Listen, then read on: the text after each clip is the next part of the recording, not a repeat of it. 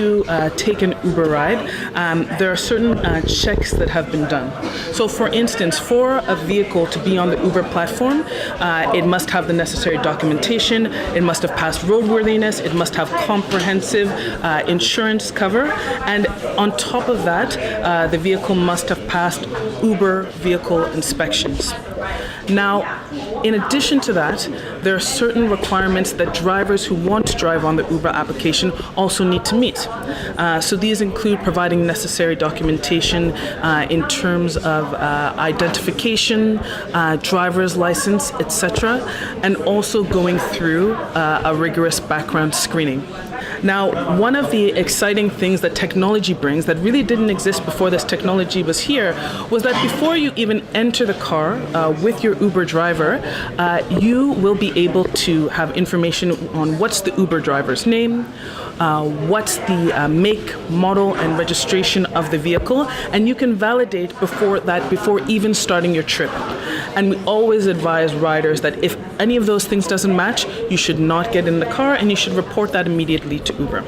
So once you're on a trip, because everything is tracked through GPS, there's a couple of things that this allows. So number one, you can share your trip with a loved one. And this isn't just riders, it's also drivers. So you have the option to say, share my trip, and then your loved one can actually track where you're going throughout the trip.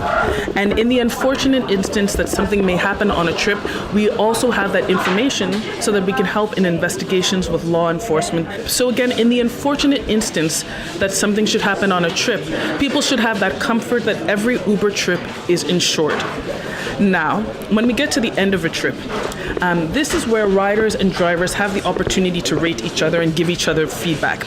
And this feedback for us is critical to improving not just safety, but also quality on the application. So hopefully we love it when people give each other 5 stars, 5 stars. But if there's an issue, we strongly encourage riders and drivers to give that honest feedback with a lower star rating, but also letting us know what issues may have taken place on a trip so that we can take action. This happens through our 24/7 support teams. So any hour of the day, if you write in through the app to say that you've had an issue on an Uber trip, there is someone who will respond to you. And if it's a safety-related issue, these people will respond within minutes, right? And also, if it happens to be a very serious incident where, for example, police or law enforcement get involved, we have specialized teams, again, available 24/7 to liaise specifically with the police.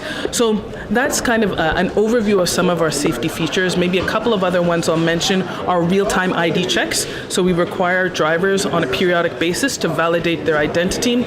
We've also instituted driving hour limits to ensure that drivers aren't driving for so long that they get drowsy. So after every 12 hours, they need to take a 6-hour break. But again, for us, safety never stops, right?